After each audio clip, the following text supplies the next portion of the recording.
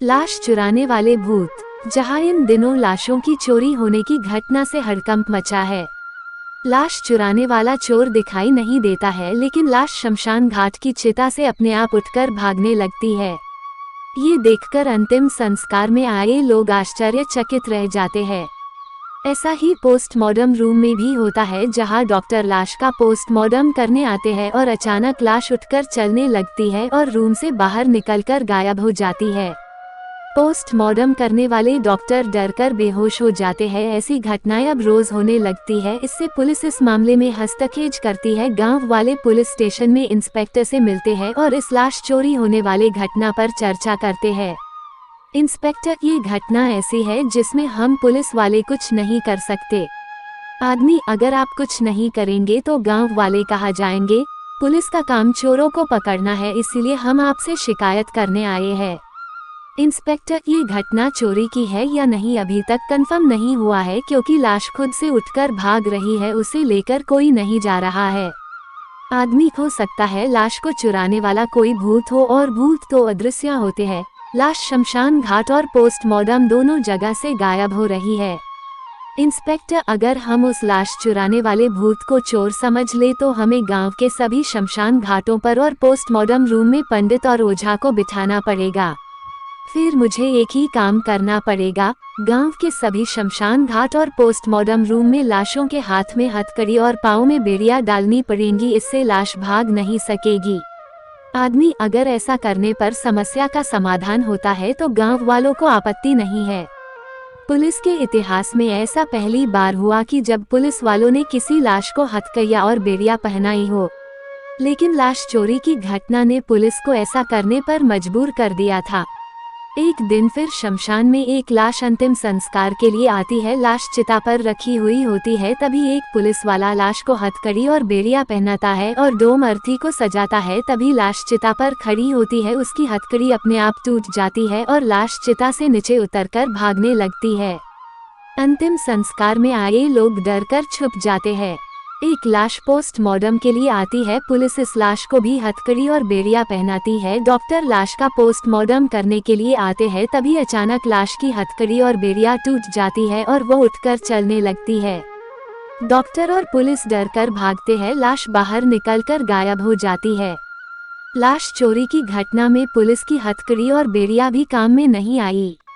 शमशान घाट और postmortem room दोनों जगह से लाशें उठकर भाग रही है। गांव वाले फिर से इसी विषय पर चर्चा करने के लिए जमा होते हैं। तभी उसमें से एक आदमी गीता का श्लोक पता है और दूसरा आदमी कहता है कि भाई, तुम ये गीता का श्लोक क्यों पढ़ रहे हो।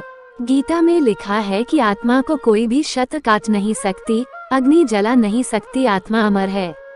आत्मा की तरह ये लाशें भी अमर है। जब पुलिस की हथकड़ी और बेड़ियां तोड़कर भाग रही है, अब पुलिस भी इसमें क्या करेगी। हमारी समस्या का क्या होगा। अगर ये लाशें ऐसे ही भागती रहेंगी तो इन लाशों को पकड़ना हमारे बस में नहीं है भाई।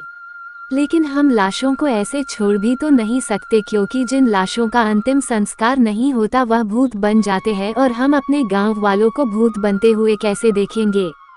गांव वाले अपने समझ के अनुसार अपने अपने विचार एक दूसरे के सामने रखते हैं। सबका एक ही उद्देश्य है कि इस समस्या का समाधान निकले। सभी लोग इसी चिंता में गंभीर होते हैं। पुलिस भी इस गंभीरता से इस केस को सुलझाने में दिन रात एक कर देती है। लाशों को हथकड़ी पहनाने वाला आइडिया काम नहीं आता। इंस्पेक्टर और हवलदार आगे की योजना पर काम करते हैं। हवलदार, सर, मैंने अपने हाथों से उन दोनों लाशों को हथकड़ी और बेड़ियां पहनाई थी। वो उन्हें फूलों की हार की तरह तोड़कर चली गई और मैं देखता रहा। इंस्पेक्टर, तुम देखने के अलावा और कर भी क्या सकते थे। हवलदार, अब आगे क्या करना है। सर, गांव के डोम ने अंतिम संस्कार करने से मना कर दिया है। इंस्पेक्टर और डॉक्टर भी पोस्टमार्टम करने से कतराने लगे हैं, लेकिन हम हार नहीं मानेंगे। चलो मेरे साथ पोस्टमार्टम रूम। एक लाश पोस्टमार्टम के लिए आई थी। डॉक्टर तैयारी करता है। इंस्पेक्टर हवलदार के साथ पोस्टमार्टम के रूम के बाहर सतर्क होकर पहरा देने लगता है। इंस्पेक्टर, हवलदार, वो बल्ब देखो, तुम्हारी नजर उसी पर रहनी चाहिए। हवलदार, उस बल्ब में क्या है सर। इंस्पेक्टर, अंदर जैसे ही कुछ गड़बड़ होगी इस बल्ब से लाल रोशनी निकलेगी और सायरन बजेगा। हवलदार, इसका मतलब आपने अपना जाल बिछा दिया है। इंस्पेक्टर, ऐसा ही समझो। इंस्पेक्टर और हवलदार किसी भी खतरे का सामना करने के लिए तैयार थे कि अचानक बल्ब जलता है और सायरन बजता है। इंस्पेक्टर और हवलदार तुरंत पोस्टमार्टम रूम में जाते हैं। इस बार पोस्टमार्टम टेबल कांच के बक्से में बंद है और उस कांच के बक्से के अंदर लाश रखी है और बगल में एक भूत बंद है जो बाहर निकलने के लिए फड़फड़ा रहा है। उसी रूम में डॉक्टर भी है। इंस्पेक्टर, थैंक यू डॉक्टर, आपकी योजना सफल रही। डॉक्टर, हाँ, वह यही भूत है जो लाशों की चोरी करता है। हवलदार, ये भूत लाशों की चोरी क्यों करेगा? इंस्पेक्टर इसी भूत से पूछते हैं। हवलदार, ये तो कांच के बक्सों में बंद है, आपकी बातों को कैसे सुनेगा? इंस्पेक्टर, इस कमरे में माइक लगा है, इसकी टेबल में स्पीकर है, ये हमारी बात सुन सकता है। भूत, हाँ, मैं तुम्हारी बात सुन सकता हूँ। इंस्पेक्टर, बताओ, लाश चुराने वाले चोर तुम ही हो ना? भूत, हाँ, मैंने ही शमशान घाट और पोस्टमार्टम रूम से लाशें चुराई है। मैं इन लाशों को चुराकर अंतिम संस्कार से बचाता हूँ, क्योंकि अंतिम संस्कार के बाद किसी की भी आत्मा भूत नहीं बन पाती और मैं इन्हें भूत बनाना चाहता हूँ। इंस्पेक्टर, तुम इन आत्माओं को भूत क्यों बनाते हो? भूत, हम भूतों की संख्या कम हो रही है, इसलिए हम अपने समाज को और बड़ा करना चाहते हैं। इंस्पेक्टर, अपने स्वार्थ के लिए दूसरों को भूत बनाना अधर्म है और अधर्म की सजा मौत होती है, तो तुम्हें भी इसकी सजा मिलेगी।